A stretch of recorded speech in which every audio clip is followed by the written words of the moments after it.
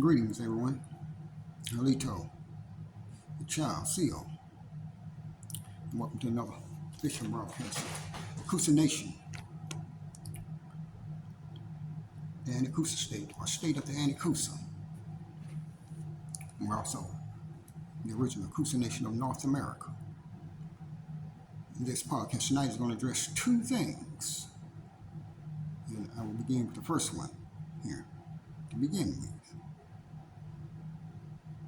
There's been a lot of questions, and I received a lot of questions, complaints, and phone calls, and emails, everything. Yeah. First thing that I want to address and set straight tonight, since it all needs to be set straight here for everybody, all the parties concerned with it. There's another Coosa Nation state out there, and that's ran by Dr. Monique Y. Tate and other peoples. There are some other ones as well. That is not us. Although we are the original Coosa Nation of North America, USA, we're not the Coosa Nation. And the Coosa State, or the state of the Coosa. This came about during the time of Mocha Territory, Butts County, in Macon, Georgia. That we went into an alliance with them. And we appointed her and her daughters principal chiefess or tribal administrator. At the same time, due to certain other events that happened, we removed them, officially removed them, to say the least about it, documented, and removed them for cause. And one of the causes is that they were intent on bringing their colonial monarchy and colonial theocracy, those ideologies, practices, and programs over into our American Indian business. This is exactly what happened here. And they had some help because they identified and still identify as basically Arab, Moor, Jewish, Hebrew Israelites, and associated and affiliated with the African American church, the black church, and the black mosque, to say the least about it. What happened was that after that, they plagiarized, begged, stole, and borrowed almost everything that you see them present to you, because they had absolutely no knowledge. And over half of the people that is a part of their group, they had absolutely no knowledge of anything. Or American Aborigine, American Indian, Autochthonous American, Indigenous American, or anything else. And this is all documented here. It's not something that I'm just saying. It's documented. All of this comes about, to get to the basics of the matter, all this came about when, unlike their colonial groups, sex cults and organizations and all, and associations, when myself and the founding principal chiefs, they are the founding principal chiefs, she has the same bloodlines as Pyramids, Henderson, Smiths, and all the other principal families. Those were composed of clan mothers, principal chiefs, tribal administrators, historians, educators, cultural officers, and the likes, male and female. She has the same bloodlines. And what happened was that when they saw that me and this principal chiefess, the founding principal chiefess of both the Coosa Nation of North America, USA, and our present, the Coosa Nation, the Ani-Coosa State, or state of the Coosa, when they saw that we achieved political and administrative recognition from Mr. Donald J. Trump, the President of the United States, Governor Nathan Deal, the Governor of Georgia, the present governor here, Brian P. Kemp, was the Secretary of State at that time. Neely McCormick, whom I believe is still the chairman of the Georgia Council on American Indian Concerns, and several other actors, corporations, banks, businesses, all of that, documented. You see. And what happened was that through a series of events, all of these different groups, you know, as the Georgia American Indian Council, that's composed of whites, and I guess what they refer to themselves as the Asiatic Indians or the Asiatic Native Americans. And that's something I want to say to people about that too, because we've had people accusing us, people that they call the American Aborigines or copper-colored Aborigines or ethnological Indians of color, those that they refer to as the Black Indians. People have accused of us of causing division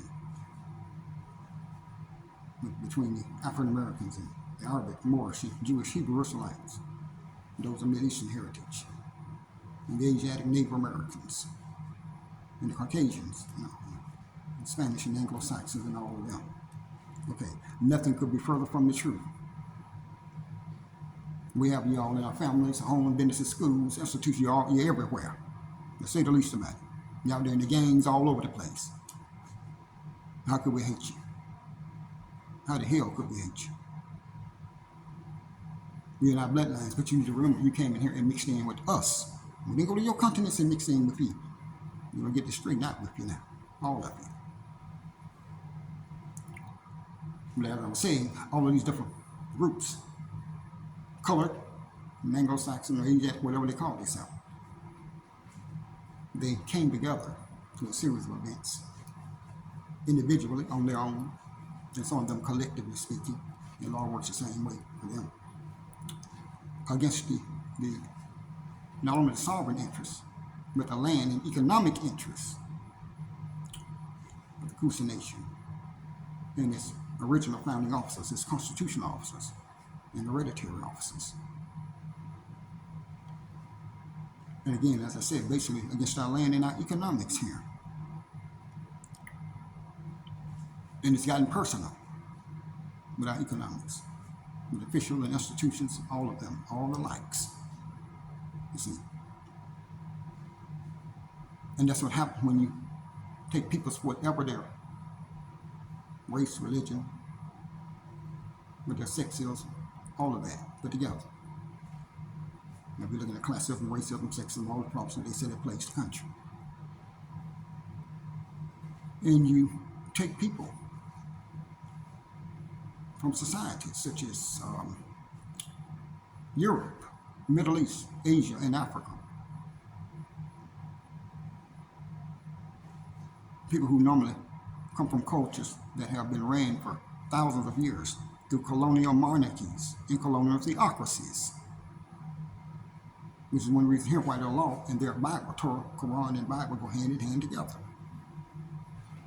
And you mix them in with peoples like us here, the indigenous Black Americans, who already had systems established. They were already based on democratic, republic, socialist, and nationalist institutions. And those rules, regulations, customs, and practices and all. This is what we get here. However, all of that is being straightened out now in administrative proceedings, the administrative state. And so that we can stop also the clandestine band who created their own chief, their own council, everything. We can stop them from illegally using the name of the Coosa. And so that all of you who are calling me or have called me in the past over the last 2 years, blaming us for them stealing your materials and all. And I'm letting you know, no, that's not the real Coosa or the original Coosa. Like I've had to address that over the last month or so here, to say the least about it. So this is where the matter is with that right now. So I want to set that straight with everyone. This is why all of a sudden everybody wanted the Coosa so bad. They're not realizing it's not some personal organization, it's not some group sector code. We're based on indigenous lineages and indigenous heritage of our indigenous ancestors here, better known as the Coosa Allies, the Natchez-Mvskoke Federation, the Creek Confederacy, and now we return back to the Coosa Allies. Say the least about it. That's what we are, and that's what we do.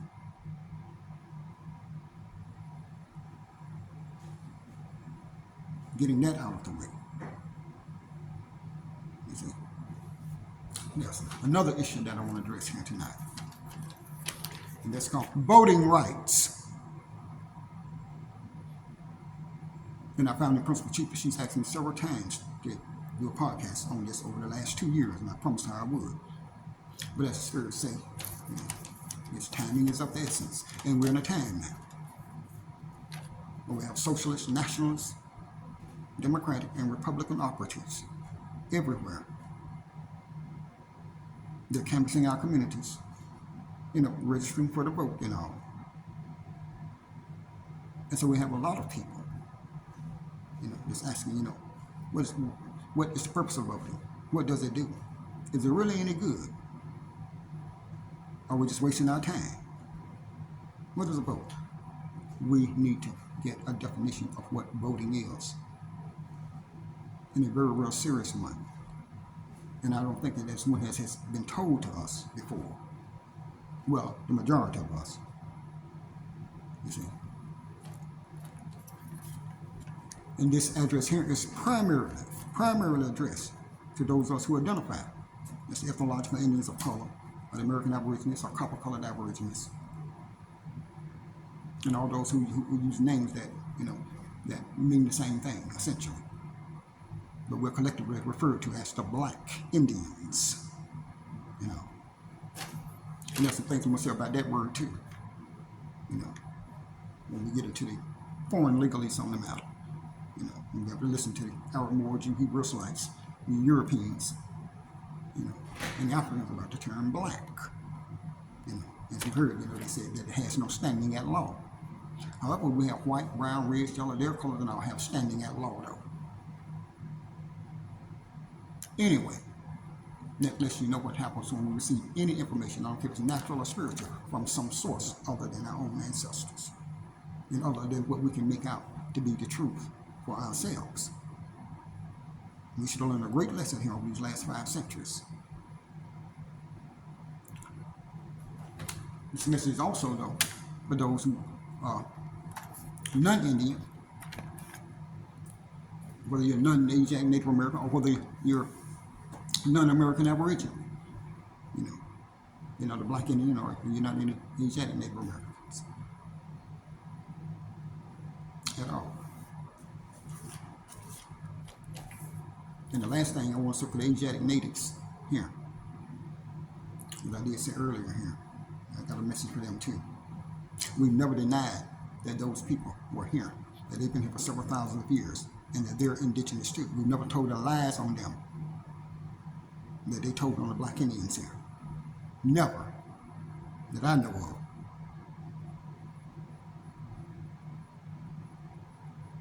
If they got any other evidence to the contrary, I'm giving them all the chance to come forward with it now. It's like, you know, everybody here is not African American. And you can see that anyway from how the Arab, Morgan, Hebrew Israelite ones, or the colored Europeans, how they identify. You know, like coming across the Atlantic, you know, there were white slaves,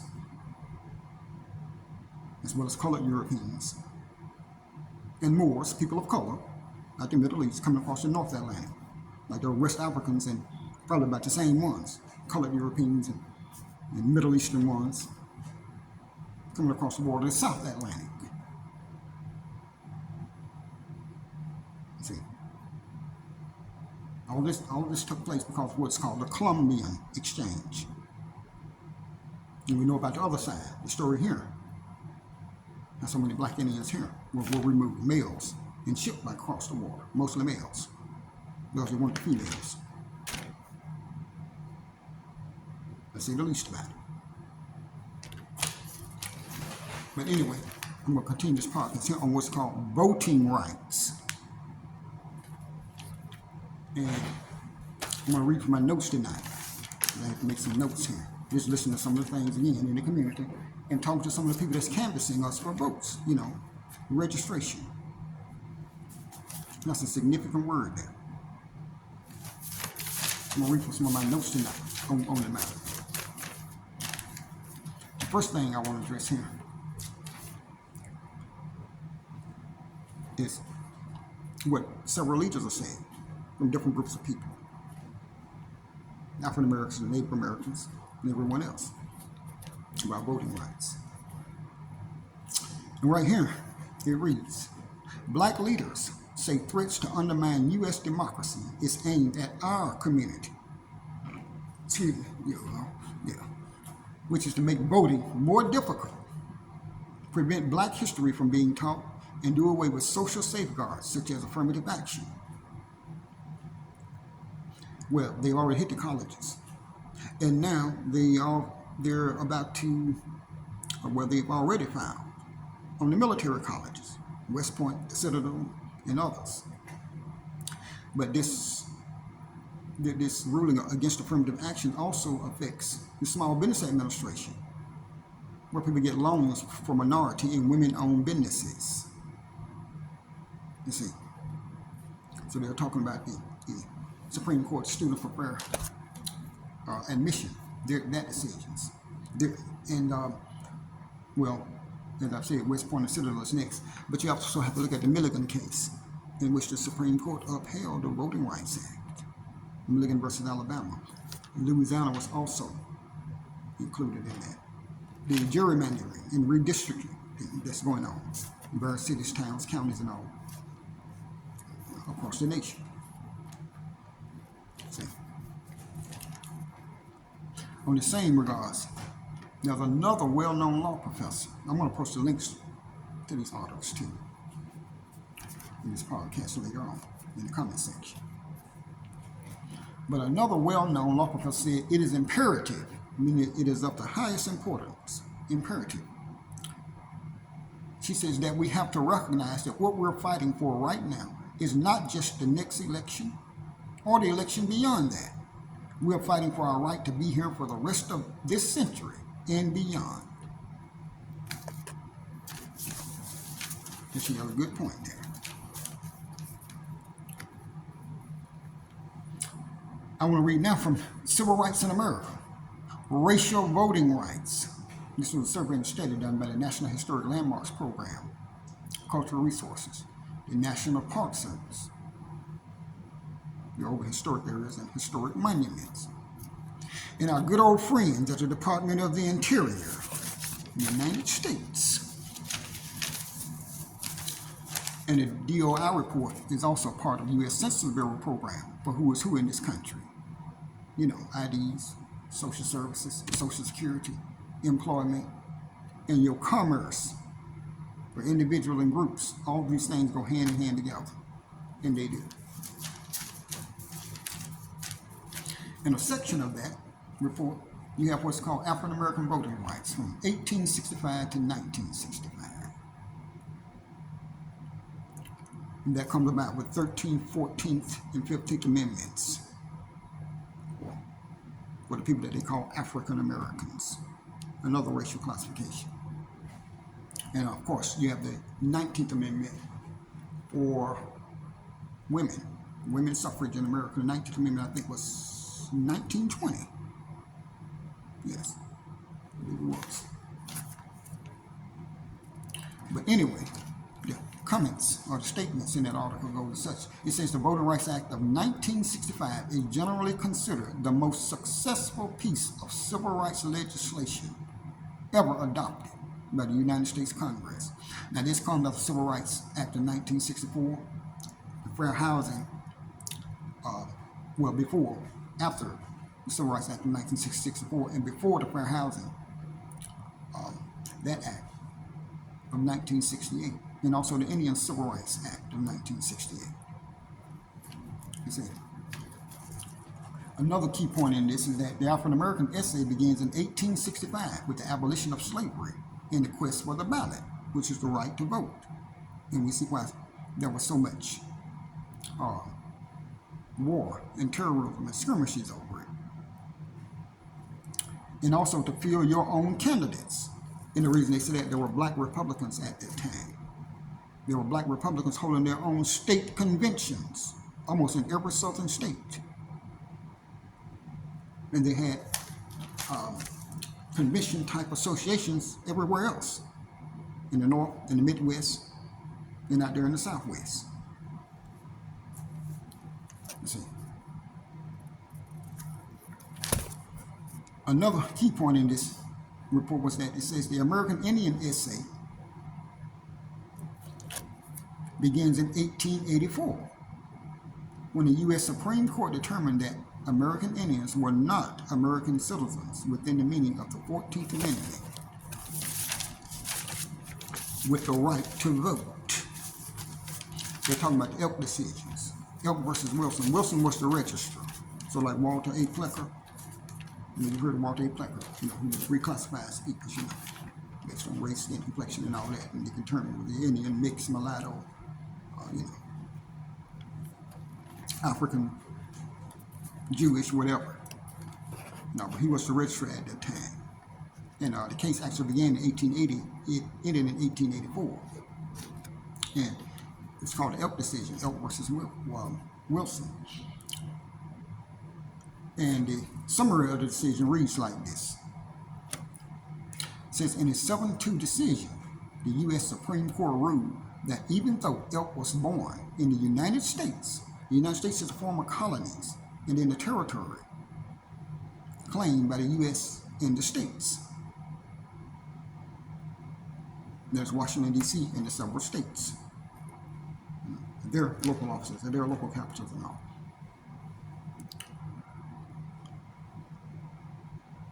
And so, it says that even though Elk was born in the United States, the former colonies and territories claimed by the U.S. and the states, he was not a citizen because he owed allegiance to his tribe when he was born, rather than to the United States,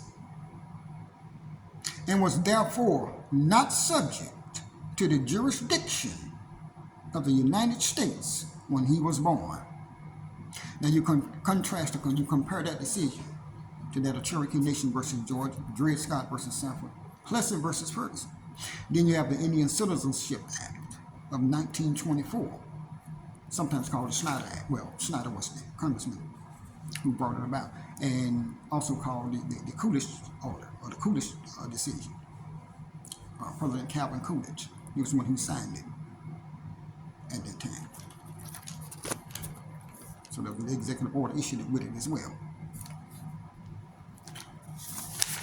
So,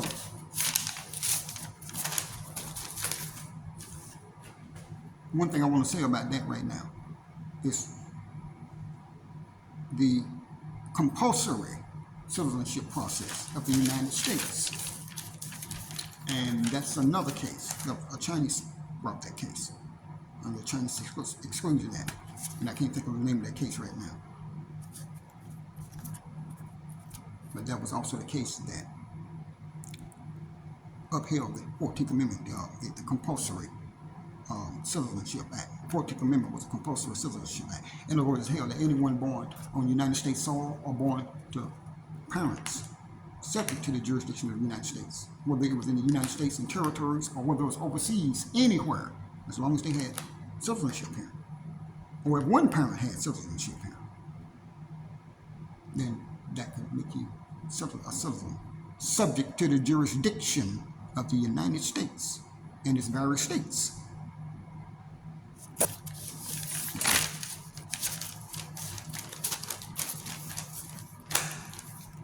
Now these are some key points taken from another source here on what voting is here and what is called self-government and self-determination. And do Black Americans have the right to internal self-determination under either racial classification? Black Americans or African Americans and all that, even though we do not all identify as that. We understand what the compulsory process means here. In personal, individual, and state, in local and national terms, the whole thing. Now that question was addressed here by a human rights advocate in 2012 in a book that she wrote entitled Devising an Adequate System of Minority Protection. Under customary international law, it is held that the right of internal self-determination is never exhausted, though it's somewhat new, I think, for us, those who have been held under race and religion I don't know what to call it, program or psychology, in our public and social conscience and all, And it says you have the right of return of self-determination short of separation, That's why this address is being brought to you officially, of course, on behalf of the Coosa Nation, the Ani-Coosa State, a state of the Ani-Coosa, a free and independent and associated state, documenting ancient and modern, as I explained to you our roots here. We also have what's called the IRAM Report, it's the International Human Rights Association of American Minorities, which is an NGO with UN consultative status in 2012. You have African Americans and Self-Determination in a Christian Context by Vogel, 2001, or 2002 rather. You have Susi, a member of one of the federally recognized tribes. It says reconceptualizing tribal rights, self-determination within the United States constitutional structure. It's in 2012. She was asking, can it be achieved? Political autonomy as a form of reparations. It's Mr. Harris in 2001. We've heard of Omari Obadali, the Republic of New Africa, and he wrote a book about it called Freedom and Power. We're familiar, I guess, with Queen Mother Audley Moore, who gave what's called a womanist perspective of reparations and other issues. In her words, somebody has to pay. That was her words.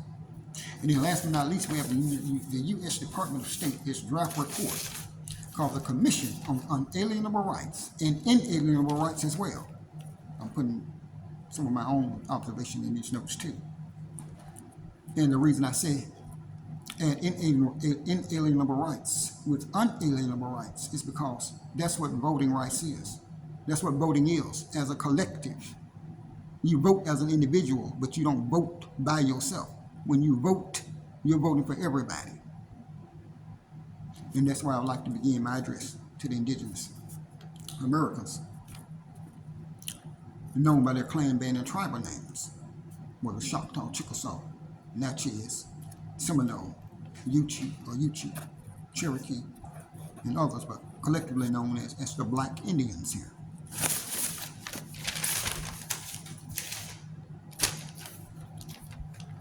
And how this affects you in every way, in your politics, the land, your economic system, in your status, everywhere, civil and criminal jurisdiction, the whole thing of it, in schools.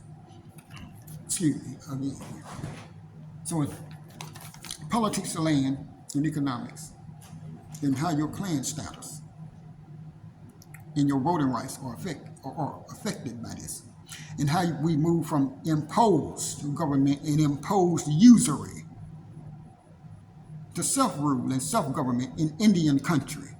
Because everywhere that we live at, all of our territories, especially in the southern USA, other areas too, I'm not going to cut them out. That would be another great crime. But I'm specifically referring to the southern USA now, the entire southern USA, known as the South or the southeastern USA. Of course, Northeast, Midwest, Southwest, Northwest, they have their people too. They're indigenous. So we need to understand now what voting is, voting rights, and what they're really for. They're called civil rights. There's two types of them. And the two types is called sovereign rights and then granted rights. Sovereign rights is the rights that you have. If you come from any of these southern clans, bands, and tribes, the Shitty, Natchez, Yuchi, Choctaw, Chickasaw, the Cherokee as well, known as the Ani-Coosa, and there are two divisions, the Ani-Coosa and the Keetoowah. If you come from any of them, you automatically have rights granted to you. Voting rights from what is called the Muskogee Tawa, our indigenous constitution. And it's a real one. Sometimes it's called the Coosa Tawa, but it's more generally known and more better known as the Muskogee Tawa. Something else that they tried to move to Oklahoma. when they removed our government from here. It wasn't just the removal of people. We're going to get into all this here. See, it was to remove our government from this area, because our government is based in Coosa, Georgia, Chattahoochee County, in Macon, Georgia, and Butts County, called Jackson, Georgia. That's the city in Butts County, and the county seat, right? See, and we need to get into I feel I need to get into a brief discussion right here when we talk about the clan mothers, principal chiefs, the Henias, the spiritual peoples, Alisaleo, sometimes called Helishales, what we call them medicine persons in general. These people known as Mikos, Tustanegas, Makajis, Henias, Helishales, all of that. Sometimes when people present our American Indian culture, custom, and practices, and the peoples and officers that are associated with it, they tend to think that it's something like so primitive and archaic, like they shown tribes, like people that are running around, whether they're running around in Central and South America or Africa or Asia or the Middle East or Europe and all, and these are just roving bands of people and all. Okay, when you come to America, that is not the case. Absolutely not the case. We have thousands, tens of thousands of years of history and what's called civilization, culture, and customs and practices behind us. So the people that I'm telling you about, the Mikos, the Makajis, Tustanegas, and all that, they have the same powers. The same powers. It's what you would call today your mayors, your governors, your presidents, but those chiefs that chaired the entire councils. They chaired the council government of the great Confederacy. They were acting in that regards,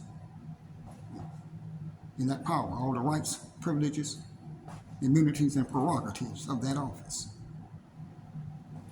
So we need to understand something when we are talking about chiefs, Mekos, Caciques, female chiefs, clan mothers, Tustanegas. The Tustanegas are equivalent to what you today would call your police chiefs, your sheriffs, your Secretary of Defense. This was their purpose here. So, I thought I might want to explain that to people who tend to think that when we say American Indian that we're talking about something, we're just so spiritual that it's out in the sky. No, absolutely not. I'm talking about right here on this planet Earth and right here on this landmass. I'm not talking about anything else and anywhere else. Even though we have a spiritual world too, like everyone else does. So, I'm going to move on here. In my last